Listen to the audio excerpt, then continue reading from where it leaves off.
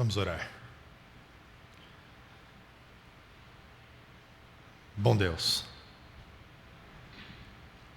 muito obrigado por termos este momento especial, onde podemos chegar de coração aberto, colocando aquilo que somos diante de Ti e esperando por um encontro especial. Cada um, ao estar aqui juntos esta noite, tem esse propósito de compreender-te melhor, mas também de ser compreendido por Ti. Por isso te pedimos, Senhor, seja conosco aqui nesse momento. Te pedimos em nome de Jesus. Amém. Boa noite. Muito bom estar com vocês mais uma vez para essa nova série de mensagens no Viva uma Experiência Real.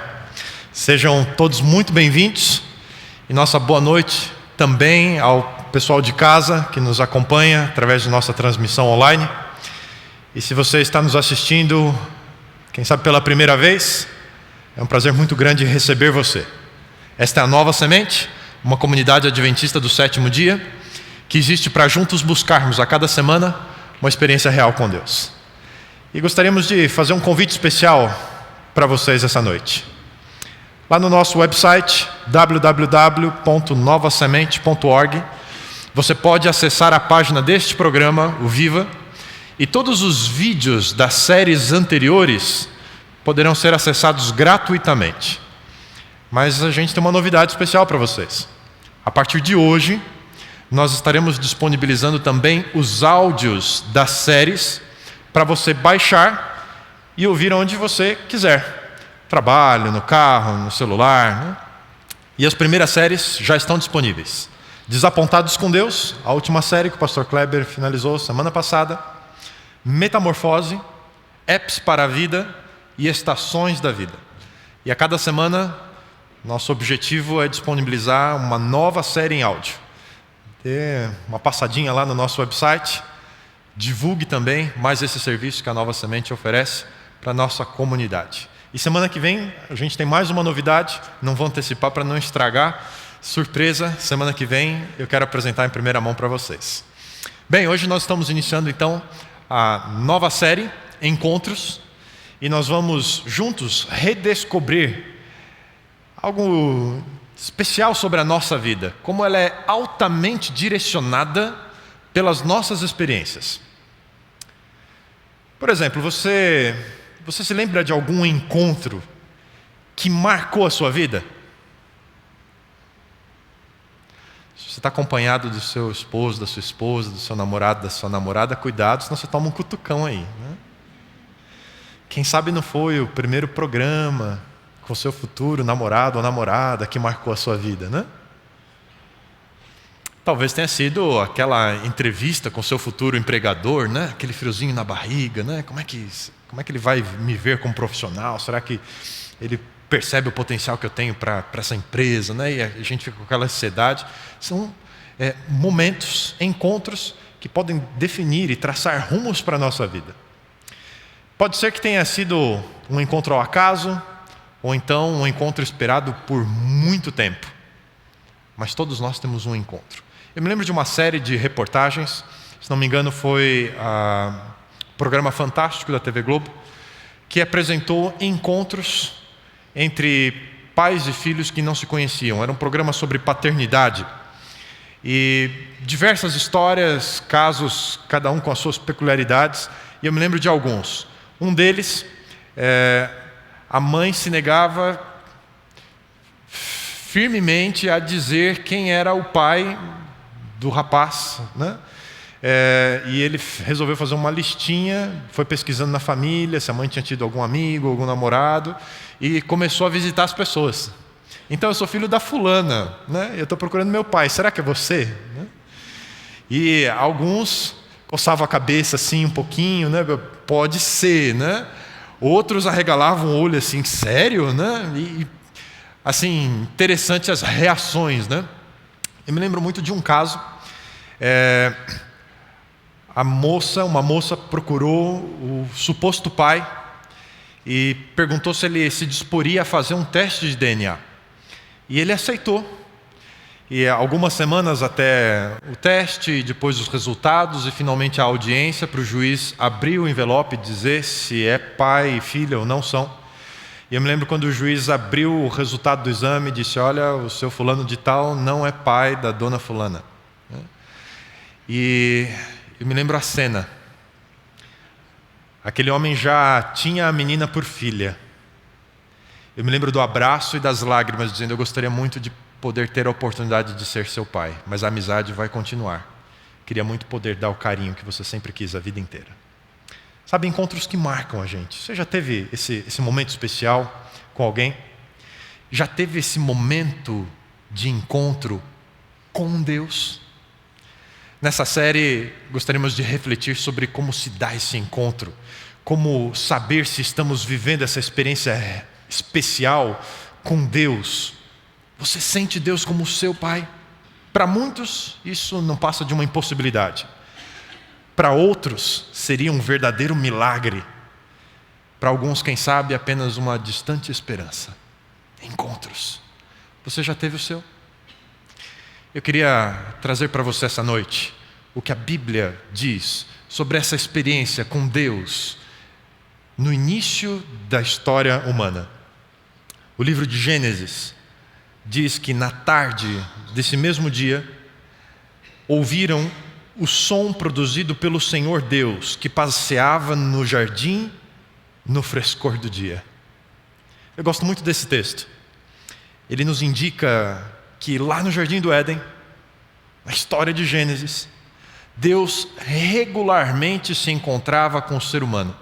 A cada fim de tarde, esse momento mais fresco do dia, ali estavam para uma boa conversa e passavam juntos algum tempo.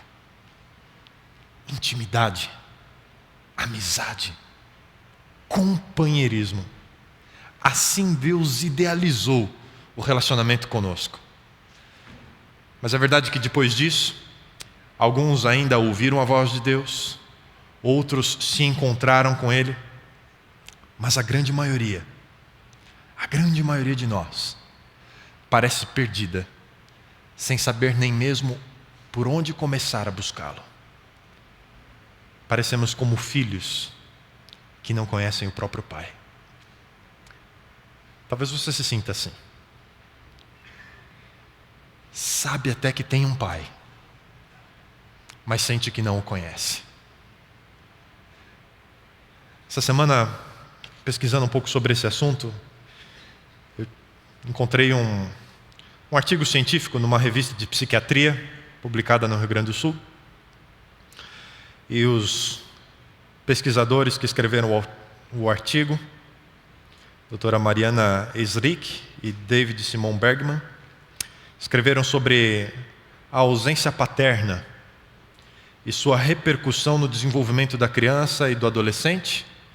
Fizeram uma pesquisa bibliográfica e também apresentaram um estudo de caso. E eu achei interessante algumas questões que eles colocaram aqui. Por exemplo, eles falam sobre o impacto que a ausência paterna causa ao desenvolvimento psicológico, intelectual e comportamental de uma criança ou adolescente que cresce sem a presença do pai em casa. Alguns pesquisadores mencionados por eles, um deles, Fishman, estudando sobre a situação das famílias nos Estados Unidos. 56 milhões de famílias norte-americanas e apenas 16,3% delas são do que se chama tipo convencional ou nuclear. Pai, mãe e filhos. De 56 milhões de famílias, 16% vivem esse modelo. As conclusões é que a maior parte das famílias tem apenas um dos genitores sozinho, na maioria dos casos a mãe, separada ou divorciada, cuidando dos filhos. É uma nova realidade de famílias. Um outro pesquisador, Montgomery, falando sobre o caso brasileiro, o número de crianças que vivem sem o pai biológico atinge mais de 40% das crianças. E se formos separar apenas o grupo que nasceu na década de 1990, entre 55% e 60% dessas crianças convivem apenas com a mãe ou outros familiares. Em 1960, haviam 5 milhões de crianças no Brasil que cresceram apenas com a mãe. Em 1998 eram 8 milhões. Números que impressionam, não é? Falando sobre teóricos que estudaram o efeito da ausência paterna, eles mencionam Freud num trabalho chamado Leonardo da Vinci e uma lembrança de sua infância.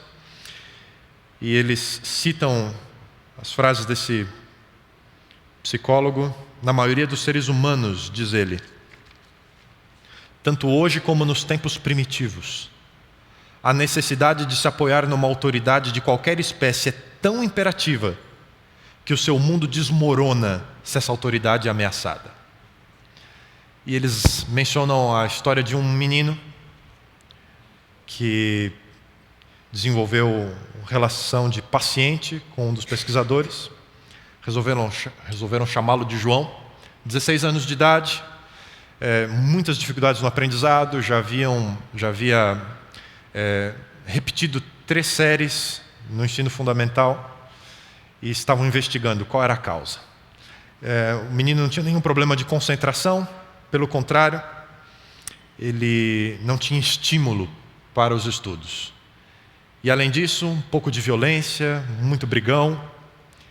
E a história do João, criado pela mãe, que na verdade trabalhava muito para poder manter o menino, que ficava em casa com a avó e o tio. Aos 10 anos de idade, o tio morreu. E agora, aos 16 anos, ele sente uma angústia, porque a vovó já está muito idosa. E um trecho da conversa entre o João e a terapeuta, o menino começa dizendo: minha avó está mal e eu sinto falta dela. A terapeuta pergunta: é difícil você sentir que a está perdendo e apenas poder fazer isso, assistir? E ele responde: eu que já era sozinho, agora sem ela vou ficar mais ainda, completamente sozinho. Tem a mãe, claro, mas vamos ser só nós dois agora. Quando meu tio morreu, foi bravo. E agora minha avó. Mas eu já sou bem crescidinho. É interessante que o menino nunca havia falado com ninguém, absolutamente com ninguém, sobre a ausência do pai. E pela primeira vez, depois de um vínculo forte com a terapeuta, ela pergunta: bom, você começou a falar sobre o seu pai, acho que é um assunto importante para você, não é?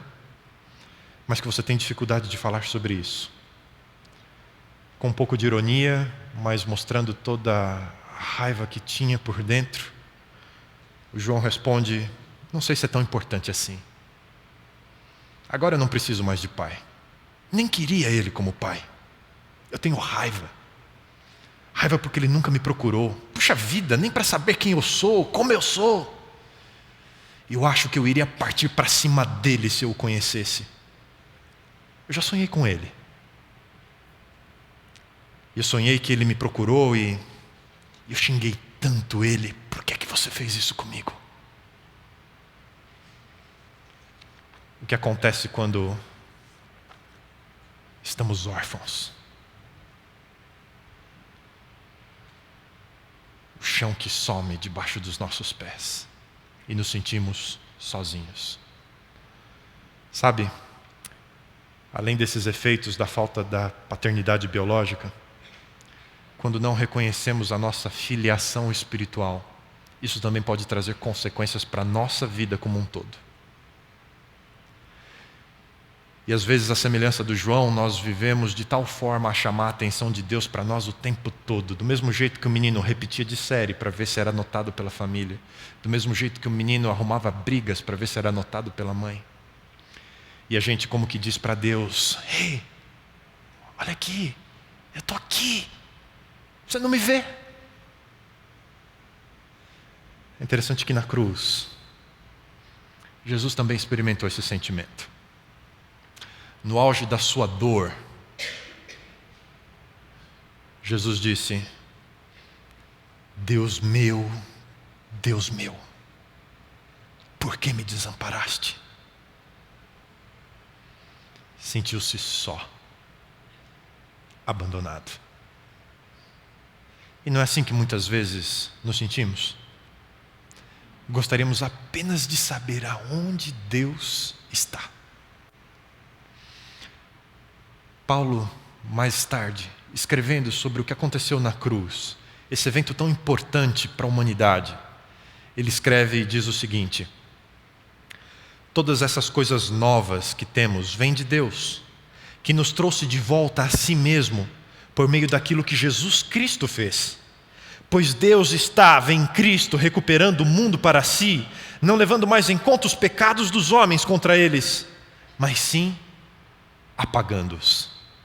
Jesus não estava só. Na hora mais escura de sua vida, Jesus não podia ver seu Pai, mas Ele estava lá. Interessante como as coisas acontecem.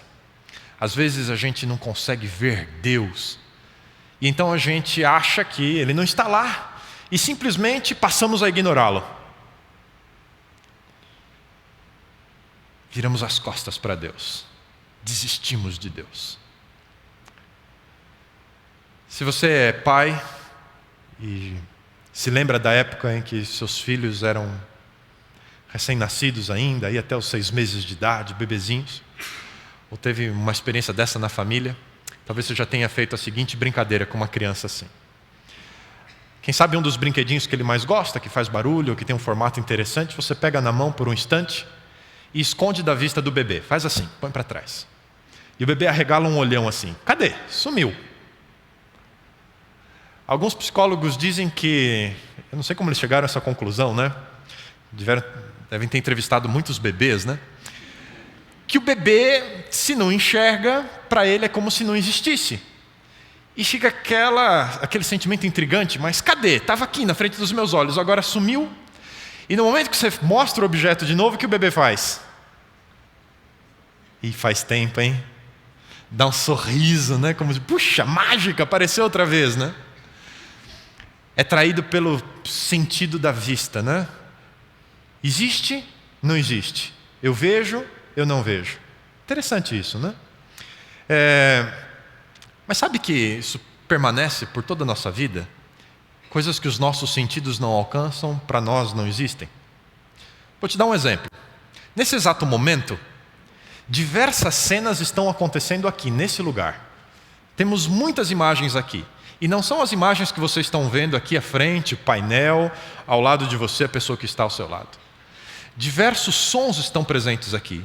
E mesmo que eu faça silêncio por apenas 1 segundo, estes sons ainda estão aqui e não são vocês que estão produzindo. Você não vê, você não ouve, mas eles estão aqui. E a não ser que você ligue um aparelho receptor, uma televisão, no canal correto, e as frequências de imagem que já estão aqui, as imagens já estão nesse lugar, mas nós não as vemos.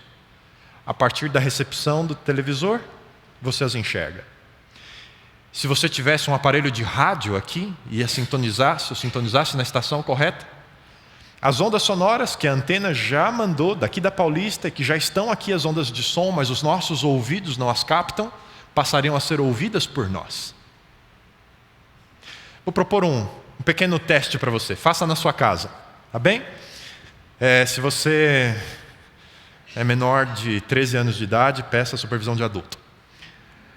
Esquente um pouco de água e separe 3 pequenas bacias.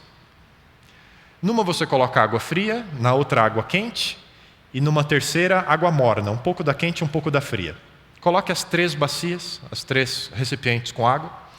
Coloque uma mão na água gelada, uma mão na água quente. Espere 1 minutinho. Ao final desse minuto, você coloca as 2 mãos ao mesmo tempo na água morna. Sabe o que vai acontecer? A mão que estava na água fria vai sentir calor. E a mão que estava na água quente vai sentir frio. Mas a temperatura da água é a mesma. Os nossos sentidos nos traem. Não podemos compreender todo o mundo apenas com os nossos sentidos. Principalmente quando se trata de percepções espirituais, de perceber Deus na nossa vida. Precisamos de algo espiritualmente mais confiável na nossa busca pessoal por Deus. E a grande maioria de nós, apesar de ter tido algum tipo de formação espiritual, talvez não tenhamos consciência de como percebemos Deus hoje. E essa consciência da nossa formação espiritual, ela é determinante na nossa relação futura com Deus, tanto positiva quanto negativamente. E hoje à noite eu queria fazer um convite para você, para nós revisitarmos a nossa experiência de fé, as percepções que a gente tem de Deus. E temos pelo menos duas grandes questões em que devemos pensar ao estarmos diante da realidade de um encontro com Deus. A primeira delas é que nós perdemos a nossa fé em Deus quando perdemos intimidade com Ele. Ouça o que a Bíblia nos diz. Todas as pessoas daquela geração também morreram, e os seus filhos se esqueceram do Senhor e as coisas que Ele havia feito pelo povo de Israel. Eles deixaram de adorar o Senhor, o Deus de seus antepassados, que os havia tirado do Egito, e começaram a seguir outros deuses, os deuses dos povos que viviam ao seu redor. Sabe, reconhecer Deus não acontece por acaso. Se nunca vimos alguém ou ouvimos falar de uma pessoa, dificilmente a reconheceríamos num primeiro encontro. É um estranho para nós, não é verdade? E em algumas situações, isso pode ser até mesmo constrangedor. Podemos cometer gafes por causa disso. Eu já vivi isso, talvez você tenha experimentado. Alguém fala para você de uma pessoa ou de uma situação, e você ouve uma outra conversa e você interrompe a conversa. Sabe aquele negócio de pegar o bonde andando? Ah, vocês estão falando do fulano? E às vezes sim, estavam falando, então eu estou precisando de ajuda nesse sentido, ou da situação, né? Mas outras vezes daquele vermelhão, né? Não, quem mesmo? Né? E aí você fica sem jeito, né? Esses dias eu ouvi uma história, e eu não posso contar quem disse nem onde aconteceu, tá bom? Mas eram 3 mulheres, e elas estavam conversando assim sobre maridos, né? E estavam falando sobre forma física dos maridos.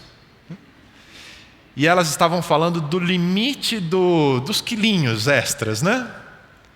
E aí uma delas, uma falando com a outra, disse assim: não, se chegar o momento em que a barriga, só dá para ver a barriga assim, aí não dá, né?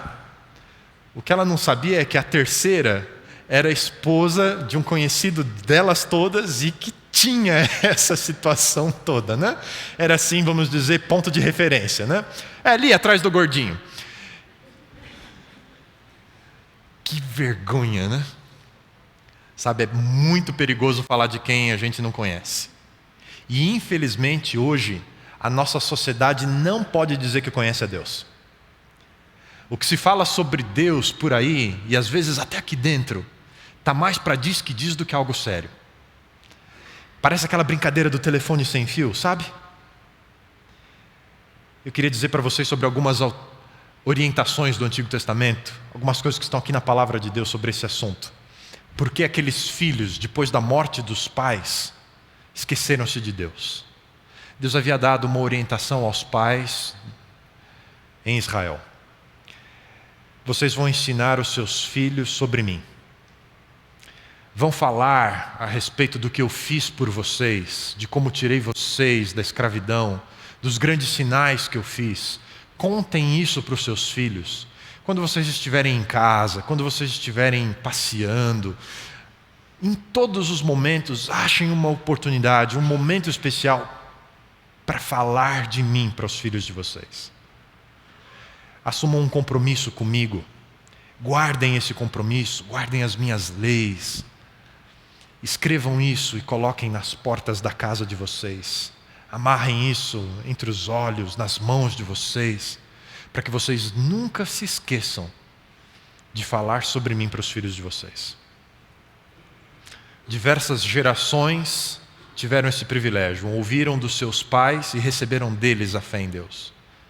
Mas a Bíblia estava dizendo naquele texto que em algum momento uma geração morreu sem transmitir a chama da fé à próxima geração.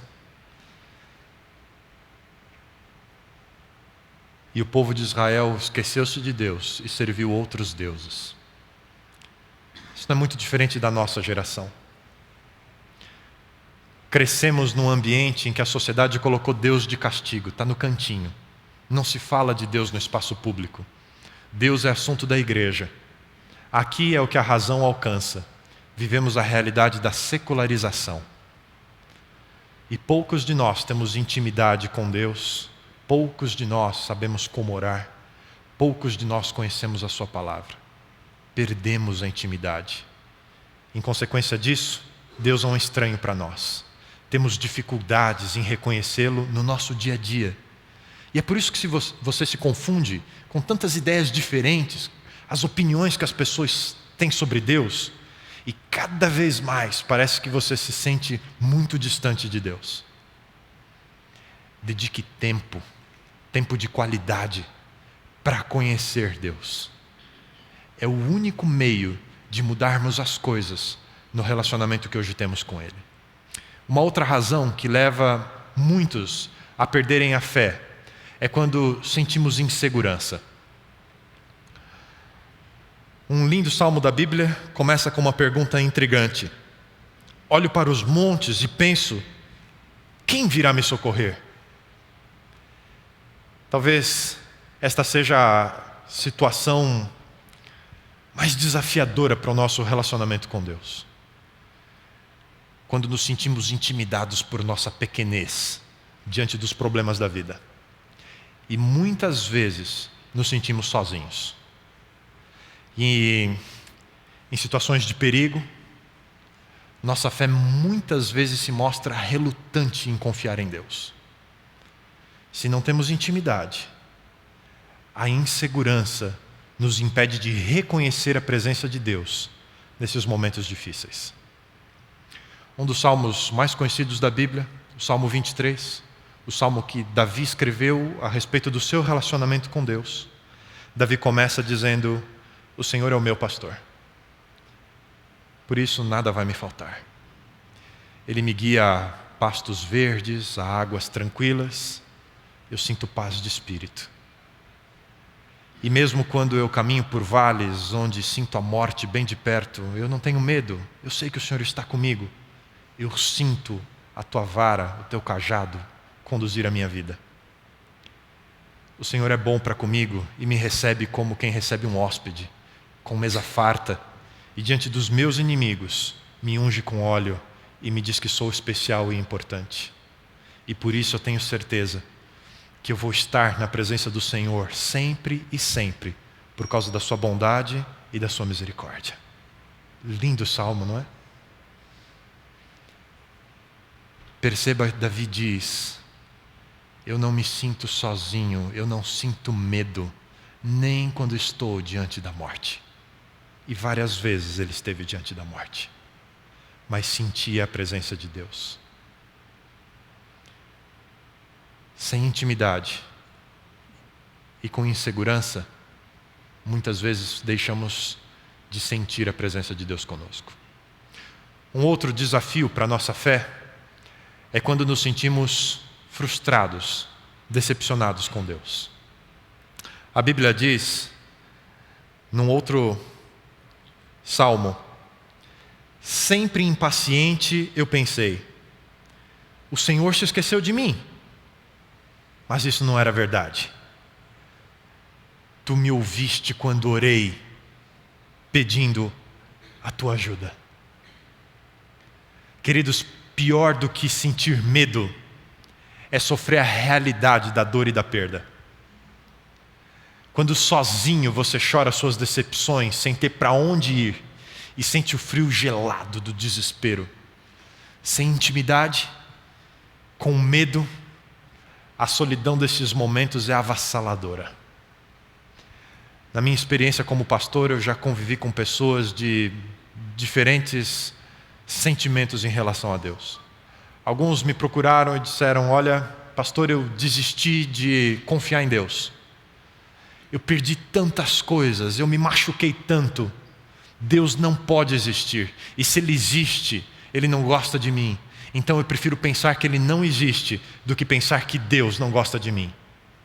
Normalmente são pessoas muito feridas. A perda de alguém muito querido, de forma trágica e inesperada.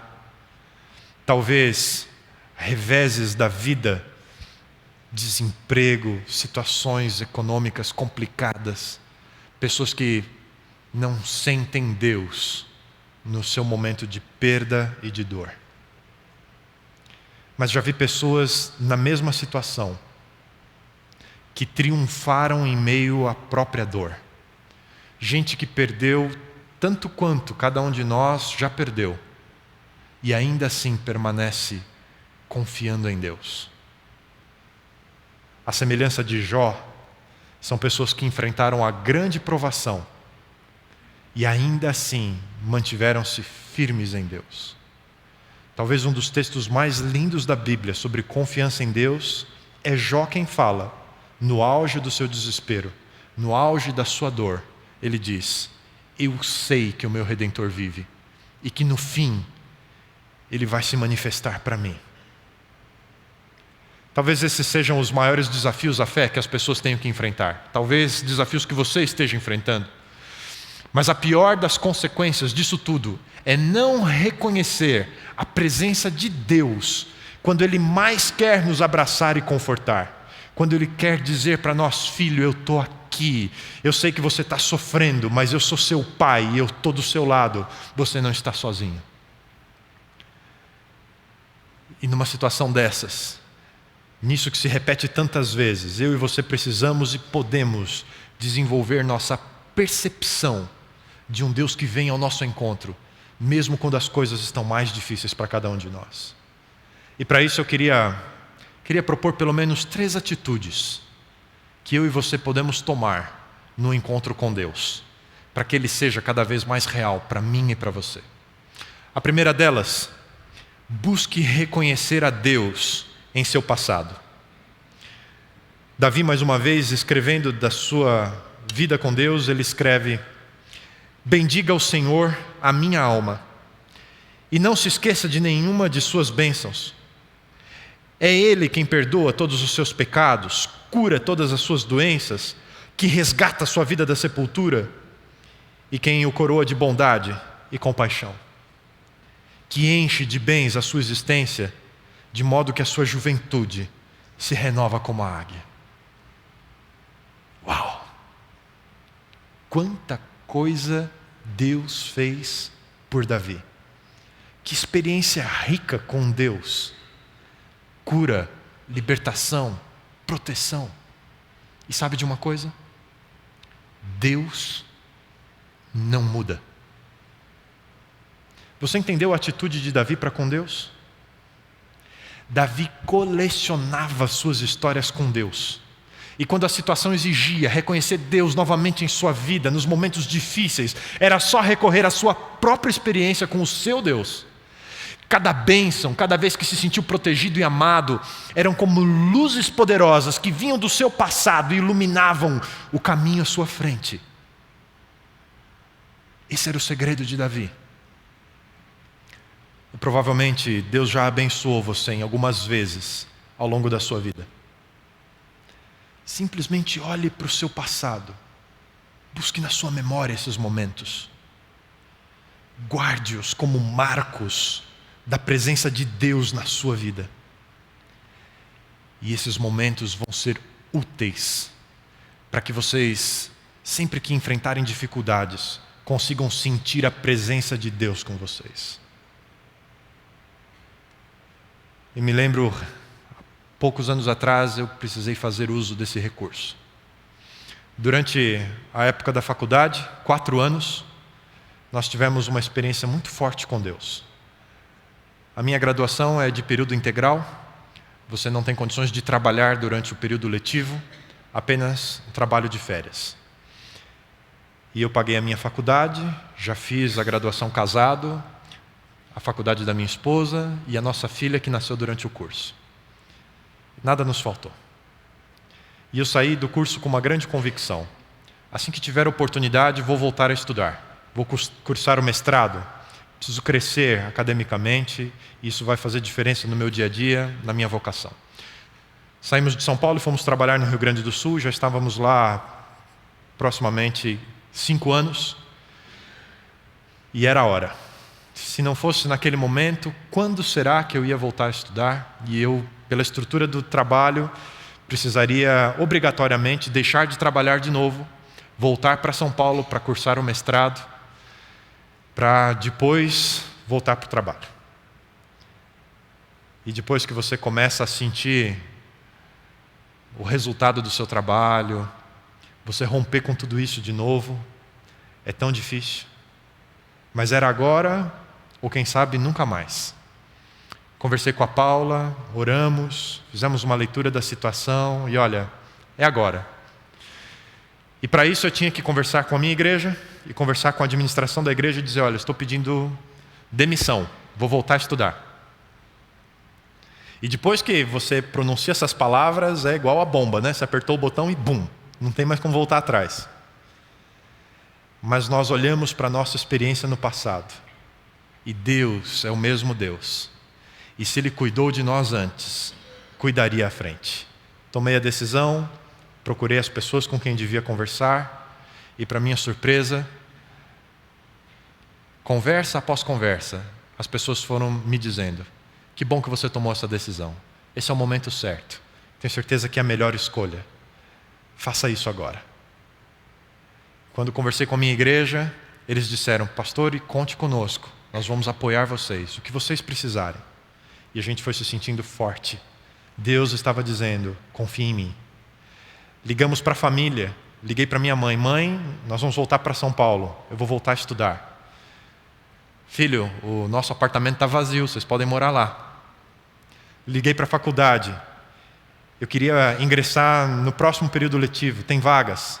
Tem, em agosto as matrículas estão abertas. Nós gostaríamos muito de ter alguém que já terminou a graduação, trabalhou como pastor e que agora vai fazer o mestrado, que é um curso novo que estamos abrindo aqui. Vez após vez, Deus foi mostrando que Ele era o mesmo Deus. Aquele que esteve conosco durante a faculdade, estaria conosco. Deus tinha outros planos, é verdade. Faz 3 anos, provavelmente no final desse ano, eu concluo a minha pós-graduação. E Deus tinha outros planos aqui. Já faz 3 anos que vim para São Paulo para estudar e há 3 anos estou aqui na Nova Semente. Deus tinha planos, porque Ele é o mesmo Deus. Lembre-se de quem Deus foi na sua experiência passada. Saber que Deus é seu Deus vai te dar forças para seguir em frente. Nunca se esqueça quem Deus tem sido na sua vida. Uma outra atitude fundamental para esse encontro com Deus, para reconhecê-lo como seu Deus, é aproximar-se dele através da palavra. Uma orientação de Paulo, ele escreve, como porém as pessoas pedirão a ele que o salve, sem crerem nele? E como podem crer nele, se nunca ouviram falar dele? E como podem ouvir acerca dele, sem que alguém lhes fale? É sobre isso que as Escrituras falam, quando afirmam, como são bonitos os pés daqueles que pregam o Evangelho da paz com Deus e trazem notícias alegres de coisas boas. É através da palavra que poderemos aprender a reconhecer Deus. A partir do momento que entendemos quem Ele é, quem nós somos e o que Ele faz por nós, então reconheceremos cada vez que o encontrarmos. Não basta a experiência. A Bíblia nos ajuda a reconhecermos se estamos diante de Deus ou não. Você se lembra que os nossos sentidos não são plenamente confiáveis? Que eles nos confundem, nos traem às vezes? Não confie apenas na experiência, ela é muito importante, mas precisamos da palavra. Ainda mais quando se trata de questões espirituais. Foi o próprio Jesus quem disse, as Escrituras conduzem a mim. Por séculos, amigos, por séculos, a Bíblia tem sido um guia espiritual confiável para milhares e milhares de pessoas. Você nunca vai perder nada por estudá-la melhor. E aqui eu gostaria de fazer um convite especial para você. Se você quer começar a estudar a Bíblia e entender por você mesmo, de uma forma mais ampla, o plano de Deus para a sua vida, participe do programa Começos. A cada semana, em 3 horários, segundas e terças-feiras às 19h30 e aos sábados às 15 horas, você participará de um grupo de amigos que busca compreender Deus no mundo em que nós vivemos. Você é nosso convidado. Venha, participe conosco. Segundas e terças, 7h30 e aos sábados às 15 horas. Conhecer a palavra de Deus vai te proporcionar o caminho para reconhecer Deus na sua experiência. E uma última, a terceira atitude fundamental para o encontro com Deus é: fale dele. Você se lembra de Jó? Ouça o que ele tem a dizer sobre Deus. Com os ouvidos eu ouvira falar de ti, mas agora te veem os meus olhos. Esse é o último capítulo do livro. Depois de toda a experiência de Jó com o sofrimento e com Deus, Jó pronuncia estas palavras: eu conhecia de te ouvir falar, mas agora eu te vejo. Sabe, muitas vezes a gente não fala sobre Deus porque pensamos que não temos algo especial para falar sobre Ele. E aí ficamos pensando assim: acho que outras pessoas devem conhecer a Deus melhor, devem estar mais habilitadas do que eu para falar sobre Deus. Quem sabe o pastor que estudou para isso, né? Não é verdade. Esse pensamento não é verdadeiro. Ninguém conhece Deus plenamente. Ninguém pode chegar ao ponto de dizer: eu já conheço Deus suficiente. Jó tinha uma vida com Deus. A sua fé era tão grande que suportou essa provação imensa. Jó falava sempre sobre Deus para os seus filhos, para os seus amigos, para as pessoas de sua convivência. No entanto, Deus se mostrou novo para Jó depois da experiência que ele teve. Se não podemos ter a palavra final sobre Deus, alguns pensam, por que então deveríamos continuar falando sobre Ele, se Deus se mostra novo cada vez, há sempre algo a aprender dele? Eu lembro, quando eu era solteiro ainda, lendo numa coluna para jovens de uma revista, uma moça, acho que do interior do Paraná, escrevia para um conselheiro cristão, perguntando sobre como ela podia manter o namoro que ela havia começado com um rapaz de outro estado. Eles namoravam à distância, apenas por carta, para você perceber quanto tempo faz isso, né? O tempo passa. E ela queria saber como é que eu posso manter esse namoro à distância, né? Com tantos outros rapazes aqui, se eu me interessar por outro, como é que eu posso proteger e me dedicar ao meu relacionamento? E o conselheiro escreveu: olha, fale sobre o rapaz. Não perca a oportunidade de falar sobre ele. Fale ele em todas as oportunidades que você tiver. Com seus amigos, com a sua família, seja lá qual for o assunto, se você puder, encaixe o fulano no meio da história. Fale sobre ele. Dessa forma você vai trazê-lo, apesar da distância, para perto de você.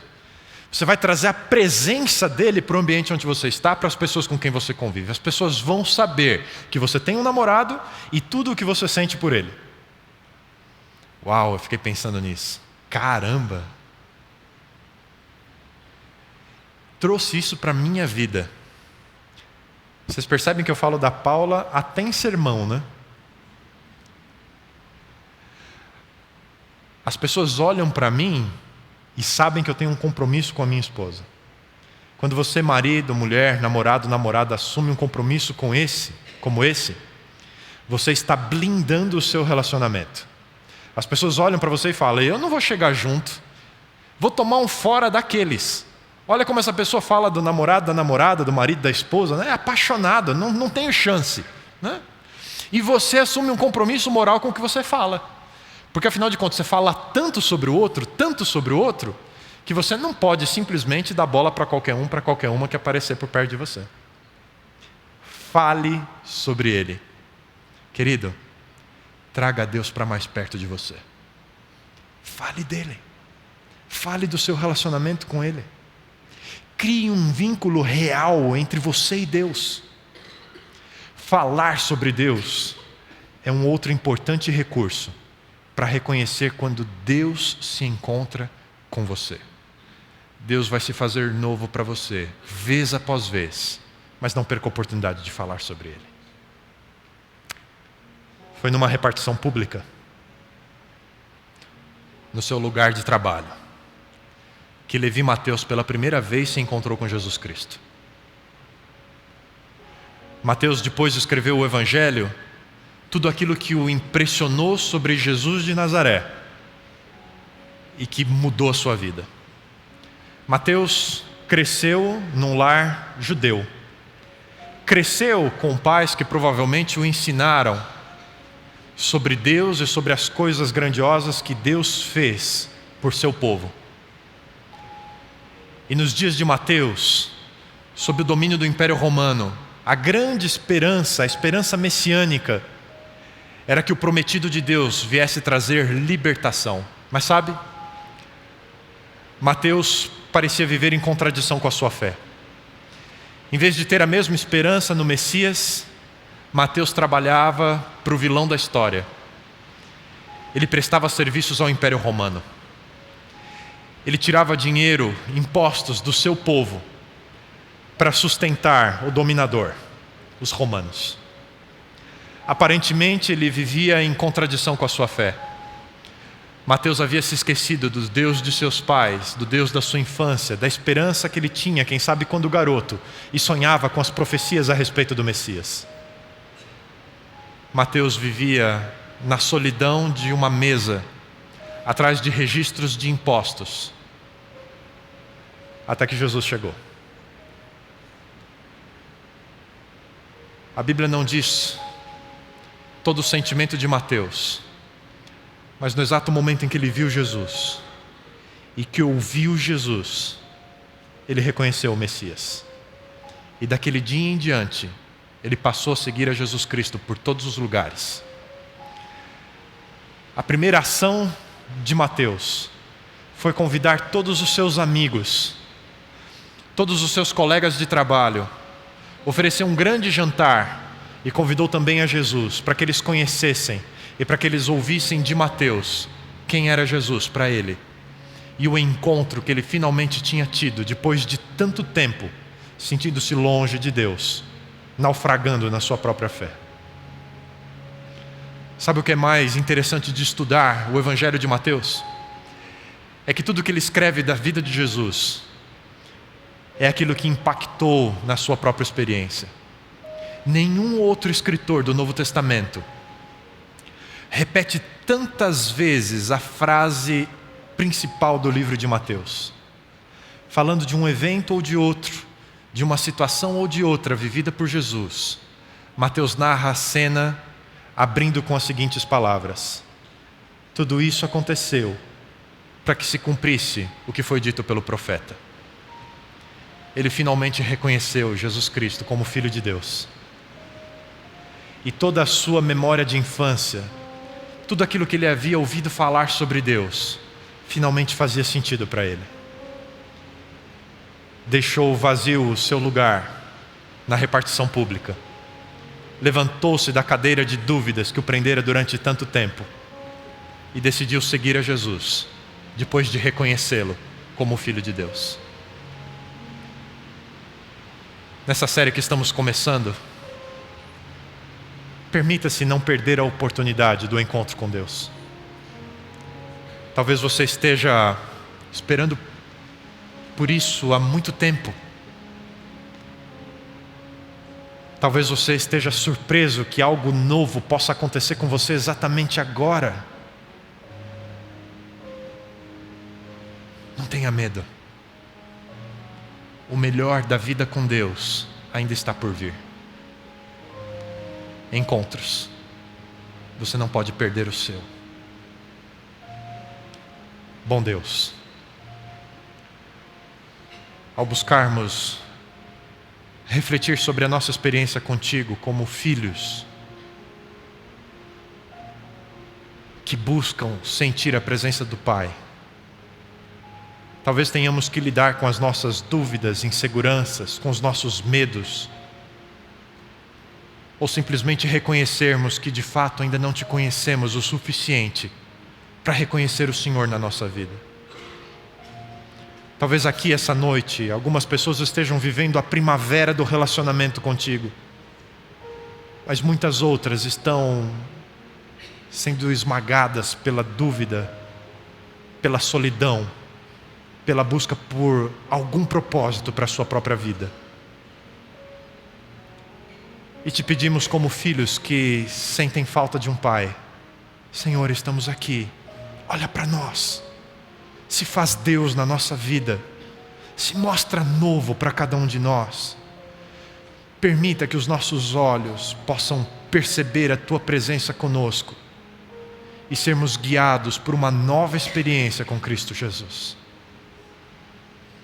Que semana após semana, ao retornarmos para pensarmos como é possível um relacionamento a partir desse encontro especial com Cristo Jesus, que o Senhor nos guie a uma experiência de paz, de esperança e de certezas para a nossa vida aqui e agora. Sê nosso Pai. Te pedimos em nome de Jesus. Amém, Senhor.